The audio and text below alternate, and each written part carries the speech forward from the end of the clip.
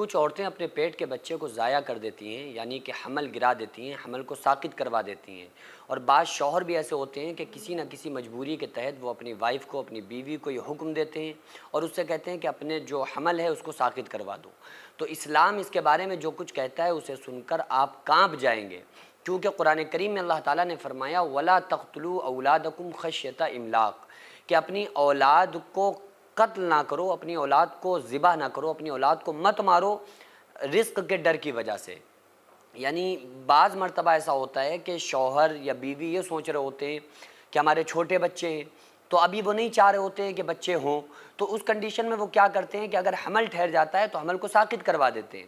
اور جب ان کا خیال یہ ہوتا ہے کہ ہمارے 2 بچے ہیں یا 1 بچہ ہے تو ابھی ہم اس کی اچھے سے پرورش کریں گے، اچھا سا اس کو پڑھا لیں، تھوڑا سا بڑا ہو جائے، پھر اس کے بعد میں ہم اولاد چاہتے ہیں، ہم ایسا نہیں چاہتے ہیں کہ فوراً اولاد ہو۔ اور بعض لوگ تو نئی شادی کے بعد یہ غلطی کرتے ہیں، وہ لوگ کہتے ہیں کہ نہیں ابھی ہمیں اولاد نہیں چاہیے، ابھی ہمیں 2-4 سال تک انجوائے کرنا ہے۔ تو بعض مرتبہ جب حمل ٹھہر جاتا ہے تو اس کے بعد وہ حمل کو ساقط کروا دیتے ہیں۔ پہلے تو یہ سمجھ لو کہ نہ جانے کتنی عورتیں دنیا کے اندر پریشان گھوم رہی ہیں اس وجہ سے کہ اللہ تعالیٰ نے ان کو اولاد نہیں دی۔ جن کے پاس اولاد نہیں ہے نا، ان سے جا کر درد پوچھو کہ اولاد نہ ہونے کا دکھ کیا ہوتا ہے۔ اور جن کو اللہ تعالیٰ دے رہا ہے فری میں، جو نہ علاج کرانے کا ضرورت، نہ کچھ نہ چاہتے ہوئے بھی اگر اللہ تعالیٰ ان کو آسانی سے اولاد عطا کر رہا ہے تو یہ اللہ تبارک و تعالیٰ کا ان کے اوپر ایک بڑا احسان ہوتا ہے۔ اور اکثر پھر ایسا دیکھنے کو ملتا ہے کہ نئی شادی کے بعد اگر ہسبینڈ وائف بچہ نہیں چاہتے اور حمل کو اگر ساقط انہوں نے کروا دیا تو اکثر ایسا پھر ہوتا ہے کہ پھر پوری زندگی پھر ان کے بعد ان کو یہ چانس ہی نہیں ملتا ہے، پھر وہ اولاد چاہتے ہیں لیکن پھر ان کو اولاد نہیں ہوتی ہے۔ بعض مرتبہ ایسا بھی ہوتا ہے۔ اس لیے یہ اللہ تبارک و تعالیٰ کی طرف سے جو احسان ہے، نعمت ہے، اس کو انسان اس کا شکریہ ادا کرنا چاہیے۔ یہ نہیں کرنا چاہیے کہ رزق کے ڈر سے اگر کوئی بچے کو ساقط کرا دے، حمل کو گروا دے، تو یہ تو قرآن نے اس عمل کو حرام بتایا ہے، یہ بہت سنگین جرم ہے۔ اور بہرحال کچھ ایسی چیزیں ہیں، کچھ ایسی جگہیں ہیں جہاں پر حمل کو ساقط کروایا جا سکتا ہے۔ وہ مثلاً یہ کہ اگر کوئی شوہر کو یہ خیال ہے کہ اگر ہماری بیوی کو کوئی پرابلم ہو سکتی ہے، کوئی ایسی پرابلم ہو سکتی ہے جس سے ہماری بیوی کی جان کو خطرہ ہو سکتا ہے، تو اس کنڈیشن میں حمل کو ساقط کرنے کی اسلام اجازت دیتا ہے۔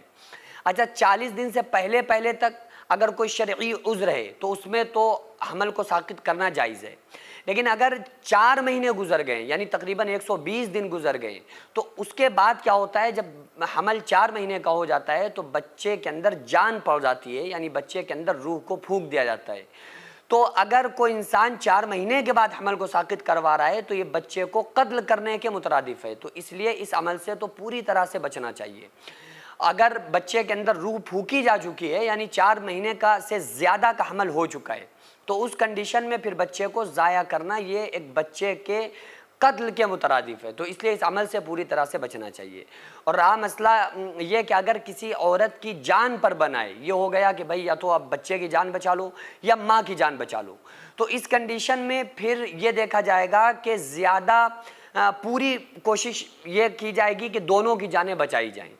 لیکن اگر کسی صورت نہیں بنتا ہے تو بہرحال اسلام یہ کہتا ہے کہ جب تک کہ بچے کے اندر جان نہ پڑ جائے، جب تک کہ آپ ماں کی جان کو بچانے کے لیے آپ حمل کو ساقط کروا سکتے ہیں۔ بغیر شرعی عذر کے حمل ساقط کرنا یہ اسلام میں جائز نہیں ہے، حرام ہے۔ آپ لوگ اپنے پیسے کی برکت اور طاقت دیکھیے، جو آپ تھوڑا تعاون ہر مہینے ان غریبوں کے نام کرتے ہیں، جن کے گھروں میں چولہے نہیں جل پاتے ہیں، جن کے بچے بھوک سے بلک بلک کے سوتے تھے، الحمدللہ جو ہماری آغازیہ ویلفیئر سوسائٹی ہر مہینے ان غریبوں کو راشن دینا، ان بیماروں کا علاج کرانا، یہ تمام کام جو ہماری سوسائٹی کر رہی ہے، اور آپ کی ہوئی مدد سے جو ان غریب گھروں میں کھانا بنتا ہے، تو یہ صرف اللہ کا شکر ادا نہیں کرتے ہیں بلکہ ہم تمام لوگوں کے لیے خوب ساری دعائیں کرتے ہیں۔ تو اس لیے آپ سے گزارش ہے کہ ہر مہینے ان لاچاروں، بیواؤں اور بچوں کے لیے اتنے پیسے ضرور نکالیں کہ جس سے ان کا چولہا بجھ نہ پائے اور ہمیشہ وہ لوگ کھاتے پیتے رہیں اور ہم تمام لوگوں کے لیے وہ دعائیں کرتے رہیں۔ تو آپ لوگ اس سلسلے کو جاری رکھیے، آپ اپنے نام سے، اپنے مرحومین کے نام سے